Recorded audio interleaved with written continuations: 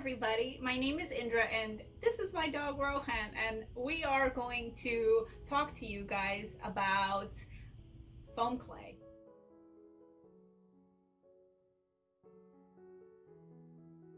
You may be wondering, what is the big deal with foam clay? Because now everybody seems to be using this material, but it's actually a really awesome and versatile new material that is perfect to be used with EVA foam.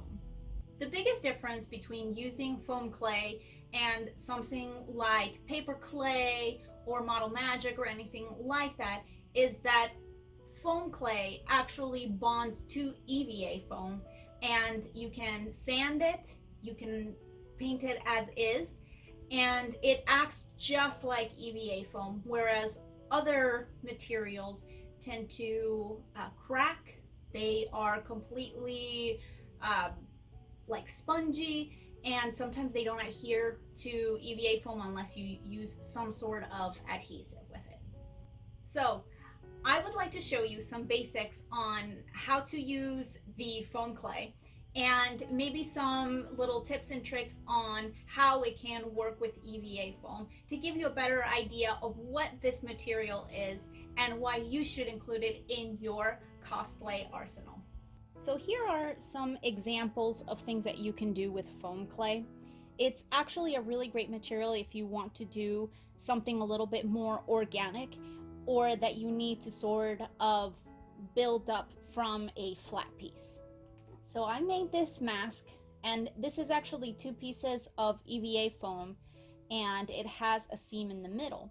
Using the foam clay allows me to fill in that little seam, as well as create these sort of 3D textures and effects like over it. And it is super light, and it's still very, very thin, and it's not super spongy, and it is still something that I can sand and paint like EVA foam. Another example is doing things like teeth or very long tapered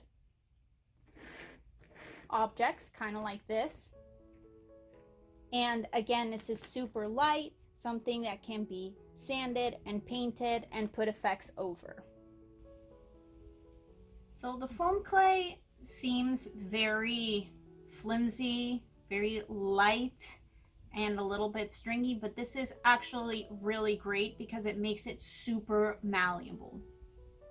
And all you need to do for attaching this to EVA foam is just use a little bit of water. I have a cup here, and I'm just gonna show you real quick how you can do some effects. So I have my little bit of the foam clay, and all I'm gonna do is use a paintbrush. You can use your finger if you want to, and just put a little bit of water over the EVA foam, and it doesn't matter how much you use. That will act as a slip so that you can attach the piece of foam clay onto the EVA foam. So you just make your shape, and for this we'll just kind of put it right over it, and you can smooth it out, and it completely attaches to the EVA foam. And it's really awesome because you can make this as thick or as thin as you need to, and once it's dry you can go ahead and sand it so that then you have a really flush edge. And you can add more water if you want to do like even more smoothing, and of course the amount of water that you use, then it will depend on how long it takes to dry.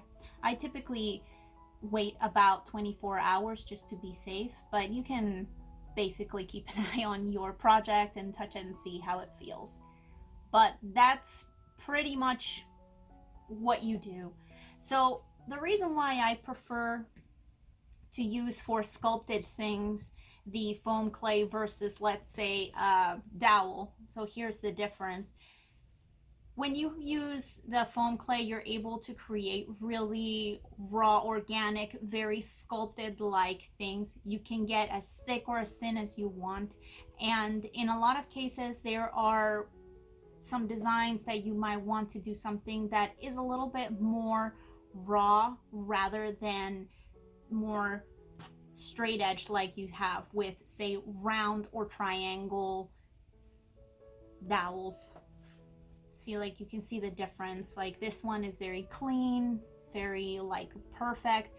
This one's more raw. Of course, I would want to clean this up a little bit more, but this is basically what you would do. This is awesome if you have, for example, say an armor and it has really ornate designs. You can sort of incorporate both the EVA foam with the dowels and then put maybe some extra details of the foam clay over it.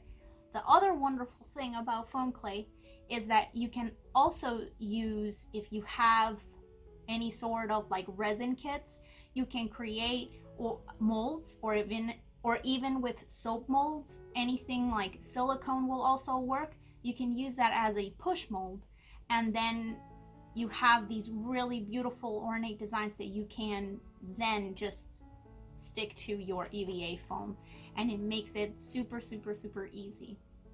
So this is really great because you can do lots of different very organic shapes. You can even do, if you want something a little bit more like stringy, this is basically like Play-Doh, but it dries and then you can sand it and paint it. And the wonderful thing is that it has a long shelf life. It's something that can be activated with water. If you end up like needing the foam clay, you can just add more water to it to continue to work with it and smooth it over. And that is it.